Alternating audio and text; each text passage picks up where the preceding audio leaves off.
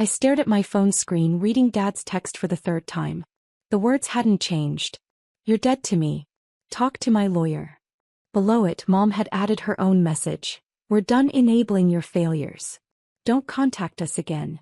I was sitting in my corner office on the 47th floor of the Morrison Financial Tower in downtown Seattle.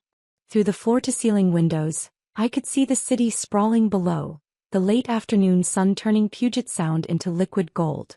My assistant had just brought me the quarterly reports showing my investment firm had cleared $23 million in profits. I typed back a single word, "Okay." Then I made a phone call that would change everything. Growing up, I was the disappointment. My older brother Marcus was the golden child. Varsity football, business degree from Stanford, married to a lawyer, 2 perfect kids. My younger sister Ashley was the creative darling. Art school graduate, boutique owner, Mom's shopping companion and best friend. And then there was me. The middle child who wasted her college education on finance instead of joining the family real estate business. The daughter who chose a boring corporate job over marriage and grandchildren. The one who lived in a depressing apartment instead of the suburbs. What they didn't know was that my boring corporate job had evolved considerably over the past 8 years. I started as a junior analyst at Morrison Financial straight out of college. I was good with numbers. Really good. I could see patterns in market data that others missed, could predict shifts before they happened. Within 3 years, I was managing a $50 million portfolio. Within 5, I was a partner with my own division. By year 7, I'd quietly launched my own subsidiary, Wells Capital Management. We specialized in identifying undervalued tech startups and providing strategic growth capital. Our success rate was 87%, unheard of in venture capital. I was 34 years old and worth $180 million personally. My family knew none of this. To them, I was still Sarah the analyst who pushed papers for rich people. I kept it that way intentionally, because for the past 6 years, I'd been running a very different kind of investment strategy. I'd been keeping my family afloat. It started small. Dad called 6 years ago, voice tight with stress. "Sarah, the real estate market's brutal right now.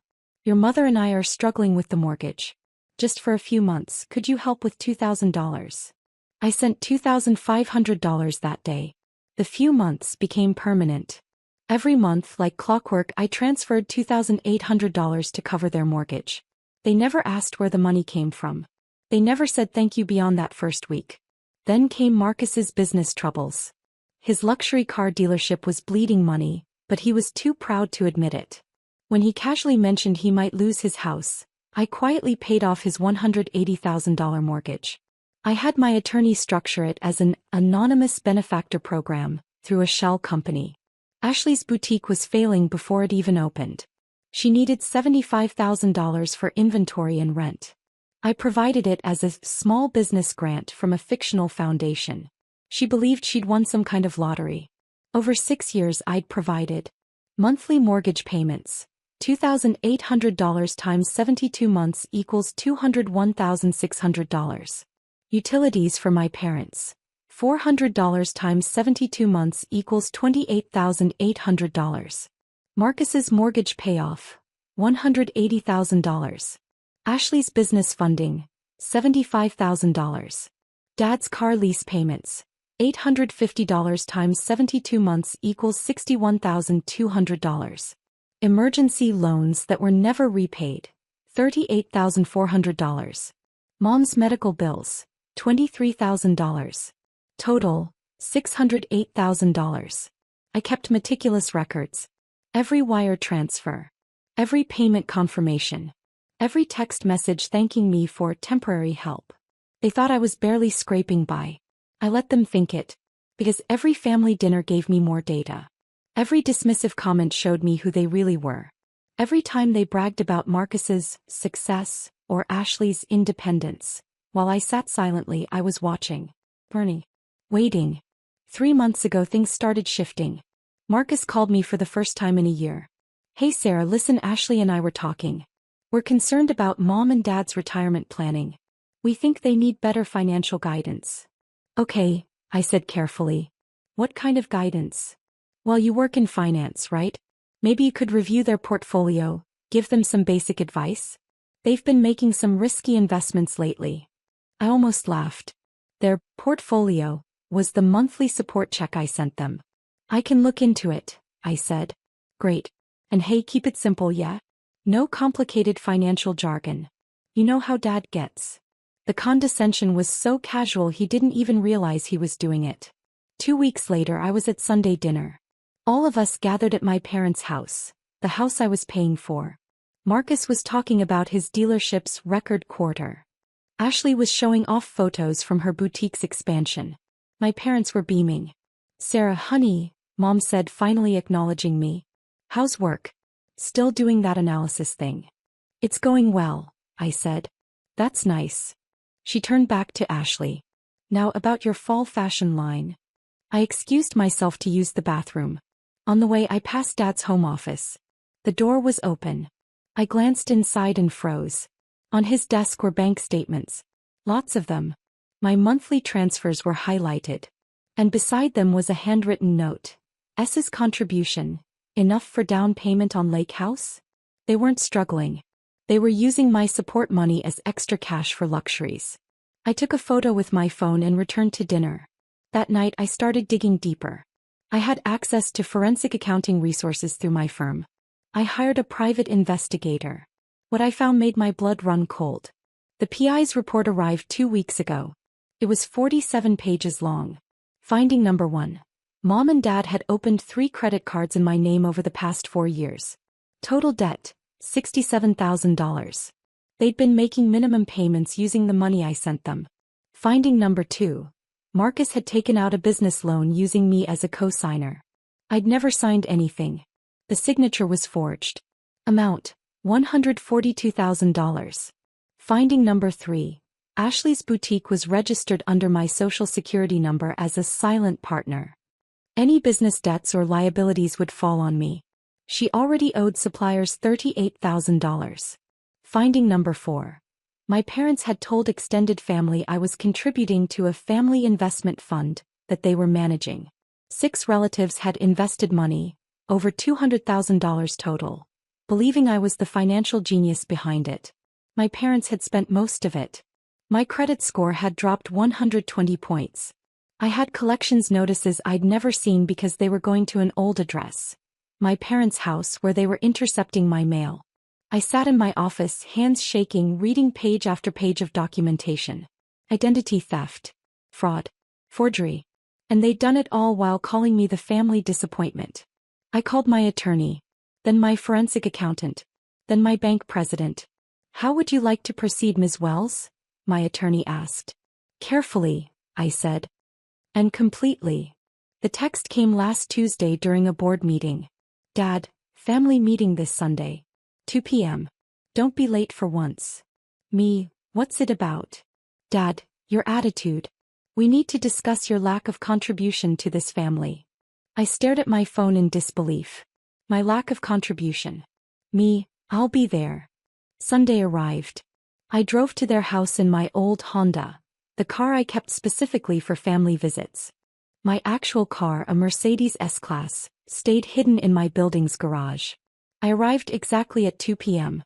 Everyone was already there, seated around the dining room table like a tribunal. Marcus at Dad's right hand. Ashley beside Mom. And one empty chair for me. Sarah, sit down, Dad said. Not, hello. Not, how are you? I sat. We've been talking, Mom began, glancing at a notepad. As a family, we're concerned about your future. You're 34, unmarried, no children, living in that cramped apartment. I'm concerned about your financial irresponsibility, Dad cut in. You make decent money, or so you claim, but you never help this family. Meanwhile, your brother and sister both contribute significantly. Marcus nodded. I just paid for their new roof. $18,000.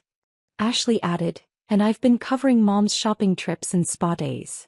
They were using my money to pay for things and claiming it as their own contributions. The audacity was breathtaking. While you, Dad continued, pointing at me, take and take. We raised you, paid for your education, gave you every opportunity. And what do we get back? Nothing. Just attitude and excuses. I see, I said quietly. We've decided, Mom said, trying to sound gentle, that it's time for some tough love. You need to learn responsibility. So we're cutting you off. No more family support, no more safety net. You're on your own until you learn to contribute like an adult. The irony was so profound I nearly laughed. Cutting me off from what exactly? I asked. From family resources, Marcus said. From our help, our connections, our support. And, Dad added, pulling out a document, we're asking you to sign this. It's a formal acknowledgement that you owe this family for years of support. When you finally get your act together financially, you'll pay us back. He slid the paper across the table. It was a promissory note for $50,000. For what? I asked.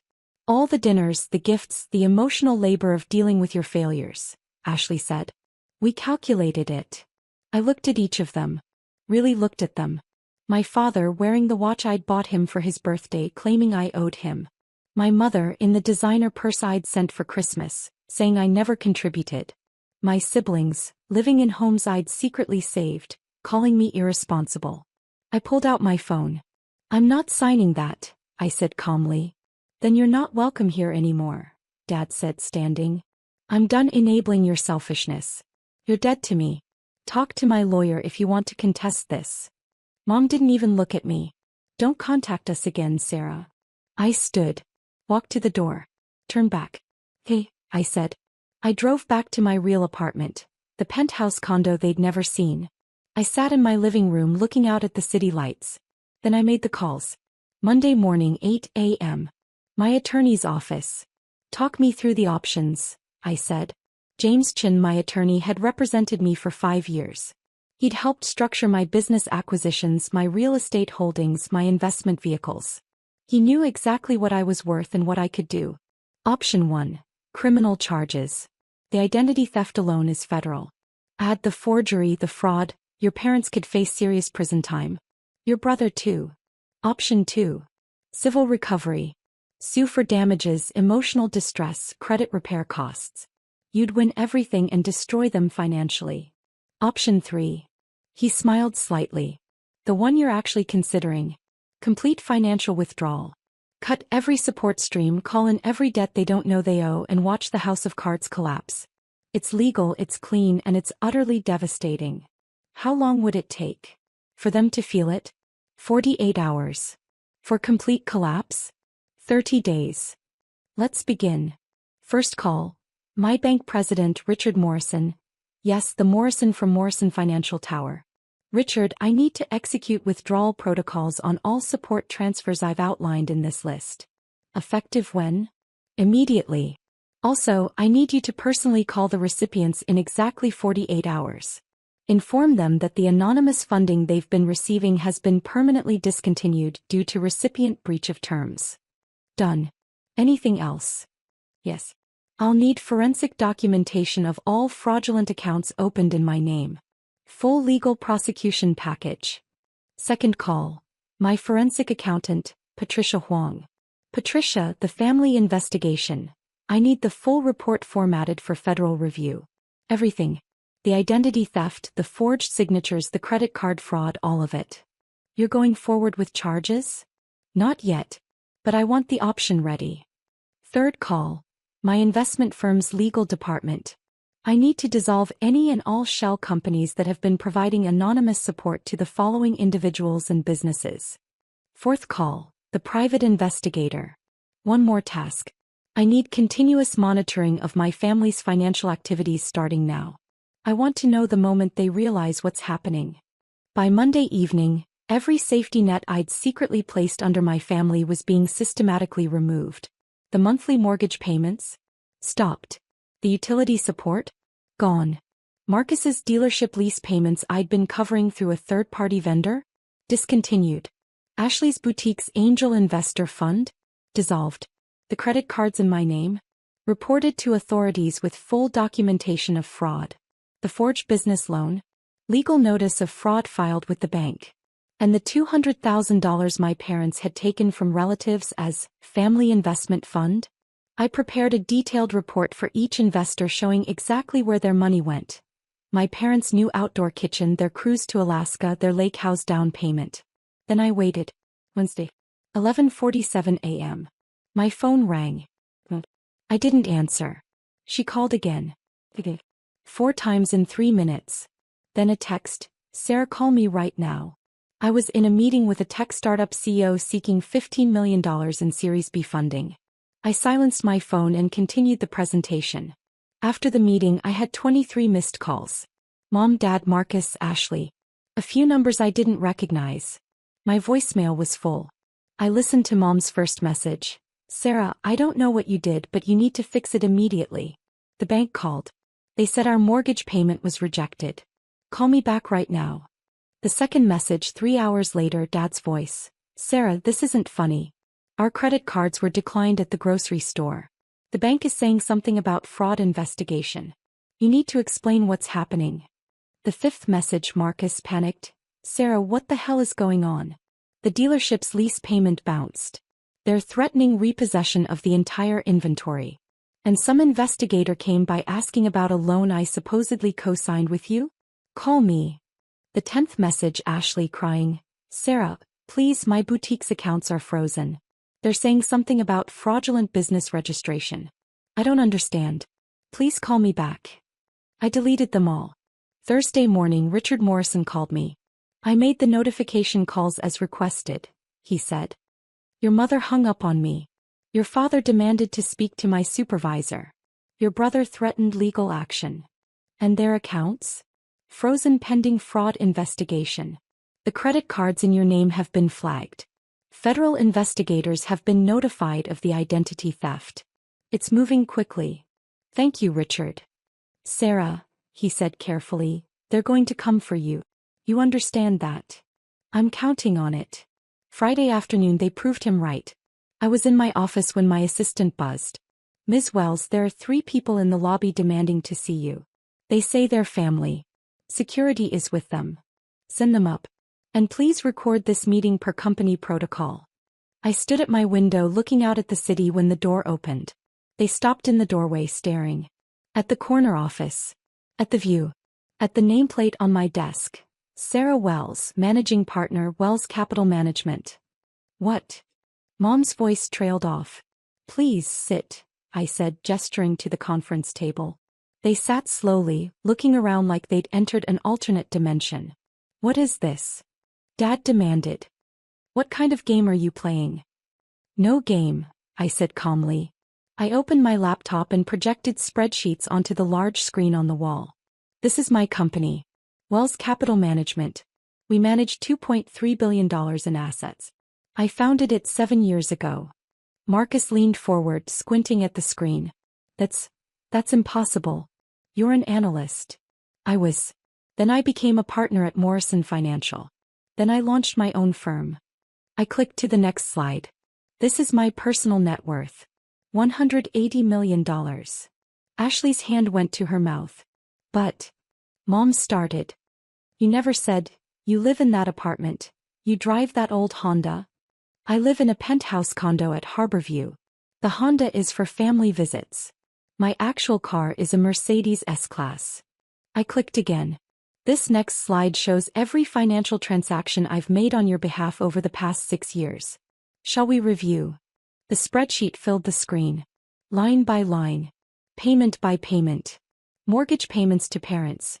$201,600 utilities support. $28,800 Marcus mortgage payoff. Anonymous $180,000 Ashley business grant. Anonymous $75,000 Dad's car lease payments. $61,200 emergency loans. $38,400 medical bills. $23,000. Total support provided. $608,000. The room was silent except for the hum of the air conditioning. You've been. Dad's voice cracked. All this time. While you called me irresponsible, I said evenly. While you claimed I never contributed. While you told me I was the family disappointment. I clicked to the next slide. This is the promissory note you wanted me to sign. For $50,000. For emotional labor. Mom's face had gone white. And this, I clicked again, is the documentation of fraud committed against me. The screen filled with credit card statements, loan documents, business registrations. All in my name. None authorized by me. Credit cards opened fraudulently. $67,000 ** forged loan cosignature. $142,000 fraudulent business partnership. $38,000 in undisclosed liabilities total identity theft. $247,000. That's not. Marcus stood up. We were going to pay you back. With what? I asked. The money I was secretly giving you? You never told us. Ashley burst out. How were we supposed to know? You weren't supposed to commit identity theft, I said quietly. That part should have been obvious. Dad found his voice. You deliberately hid your success from us. You watched us struggle. You weren't struggling. I clicked to another slide. Bank statements. They're bank statements. This is your account activity. The month you claimed you were desperate for mortgage help, you spent $8,000 on a vacation to Napa. The week you said you were drowning in bills, you bought a $3,500 outdoor kitchen island. More slides. More evidence. Every time they'd claimed poverty while spending my support money on luxuries.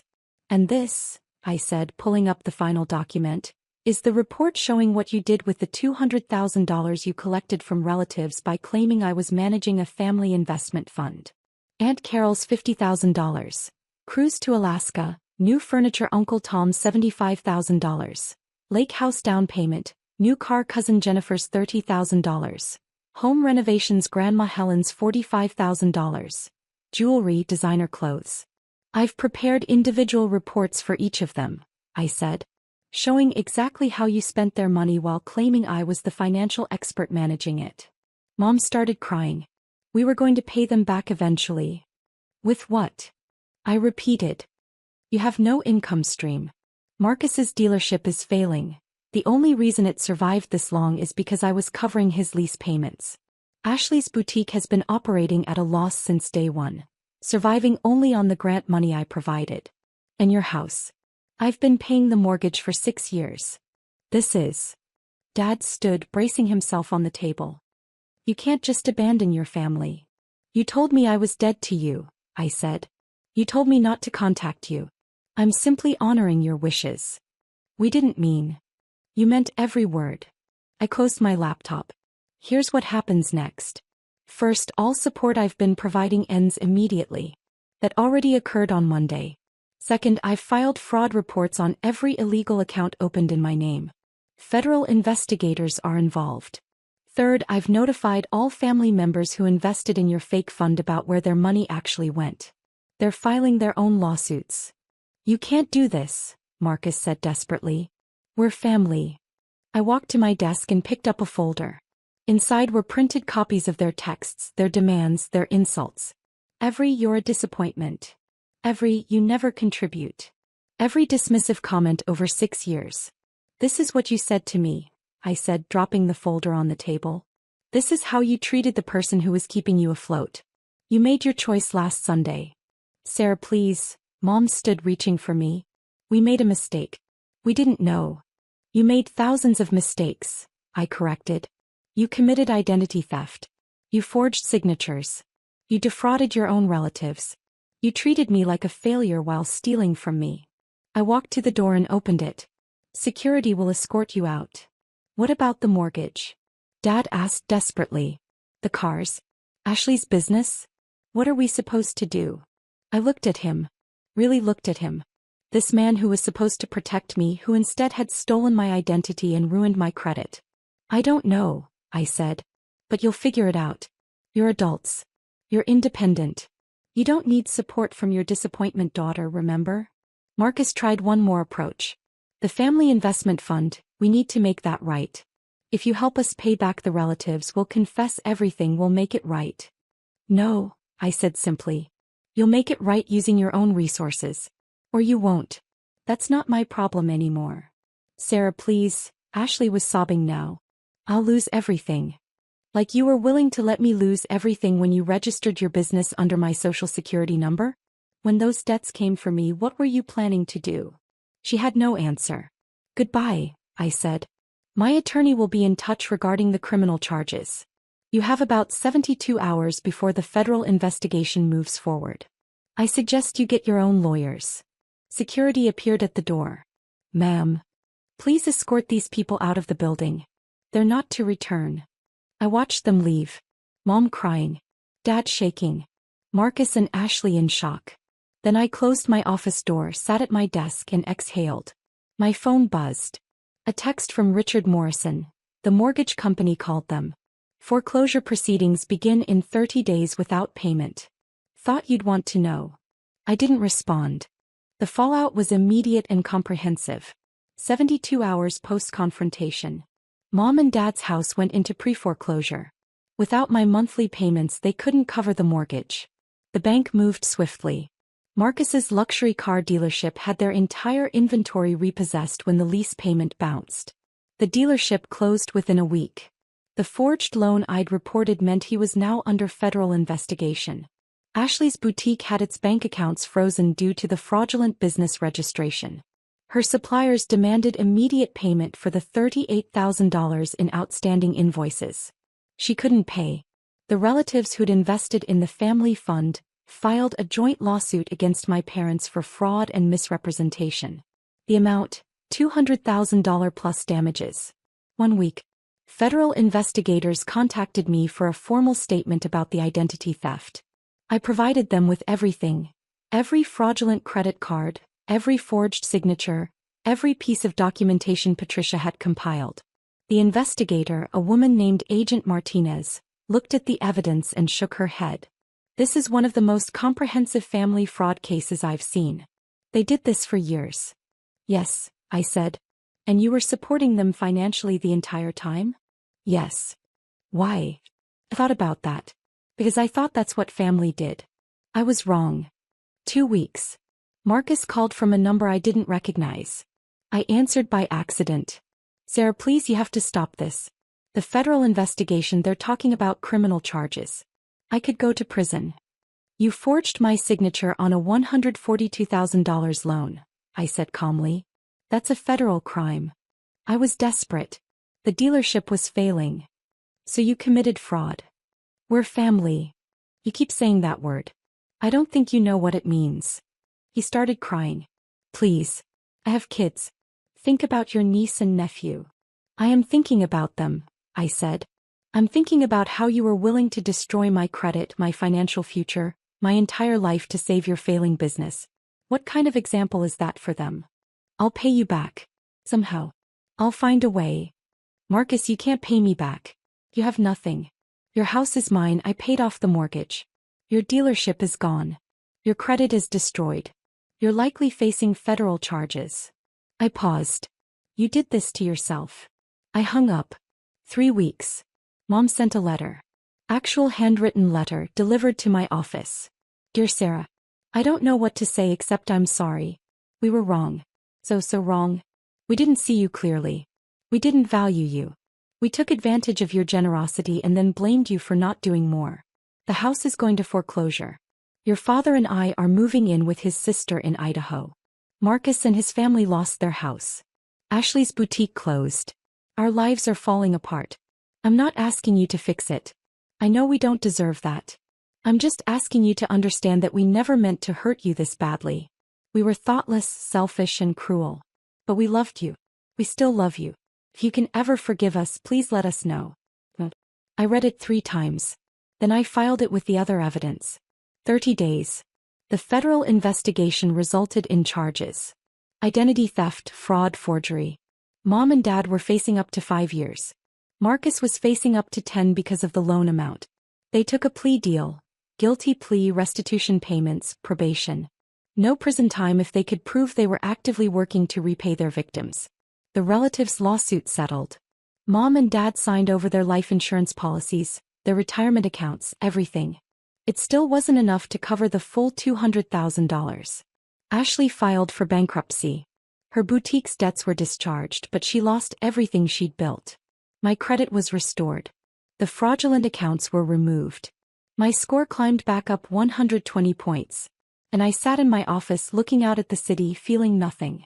I'm at a charity gala for the Seattle Children's Hospital. My firm donated $2 million to their new wing. I'm wearing a Tom Ford gown and talking to the governor about education funding. My phone buzzes. A text from a number I don't recognize. This is Marcus. I know you probably won't read this, but I wanted you to know I got a job. Warehouse work. $18 per hour. It's honest. I'm paying child support. I'm rebuilding. You were right about everything. I'm sorry I couldn't see it before. I hope you're well. I stare at the message for a long moment. Then I type back, good luck. Not forgiveness. Not reconciliation. Just acknowledgement. Another text comes through, this one from Ashley. My therapist suggested I reach out. Not to ask for anything. Just to say I understand now how badly we hurt you. I'm working retail. Started paying back the suppliers I owed. It'll take years, but I'm doing it. You deserved better from us. I don't respond to that one. The gala continues. Someone asks me about my family. We're not close, I say simply. And move on. Later that night in my penthouse I look at my bank statements. Wells Capital Management had another record quarter. $31 million in profits. My personal net worth has climbed to $207 million. I think about the $608,000 I spent supporting people who called me a disappointment. About the years I spent hiding my success to avoid their exploitation. About the moment they literally told me I was dead to them. And I realized something, they were right about one thing. That version of me, the one who quietly accepted their abuse while secretly keeping them afloat, is dead. The woman who remains is someone different. Someone who knows her worth. Someone who doesn't hide her success or shrink herself to make others comfortable. Someone who understands that family isn't about blood. It's about who shows up, who values you, who sees you clearly and loves you anyway. My chosen family.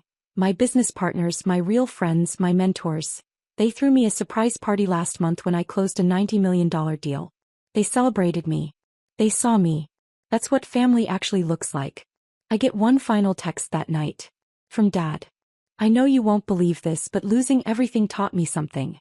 You were the strongest person in our family. You always were. We were just too blind and selfish to see it. I don't expect forgiveness. I just wanted you to know that I finally see you clearly. You were never the disappointment. We were. I read it twice. Then I delete it. Some bridges once burned aren't meant to be rebuilt. Some lessons need to be learned in the dark, alone, without rescue. I made my choice that day in their dining room when they handed me that promissory note. When they told me I was dead to them. I chose myself. And I'd make the same choice again. 1 year later, Forbes runs a feature, 30 Under 35, The New Faces of Finance. My photo is on the cover. The article details Wells Capital Management's unprecedented success rate, my innovative investment strategies, my $250 million net worth. The article mentions I come from a modest background and built everything myself. That's not quite true. I did have help once. I learned everything I needed to know about what not to do from the people who were supposed to teach me about family. Sometimes the best education comes from the worst teachers. My phone doesn't ring with congratulations from Idaho or from my siblings' new addresses. I don't expect it to. Instead, my business partner texts, "Drinks tonight? We're celebrating you." My best friend calls, "I'm so proud of you I could cry." My mentor emails, "You've exceeded every expectation. Well done." That's my family now. The people who saw my potential and helped me build it. The people who celebrated my success instead of exploiting it. The people who showed up. I text back my RSVP to the celebration dinner. And I don't think about the $608,000 at all.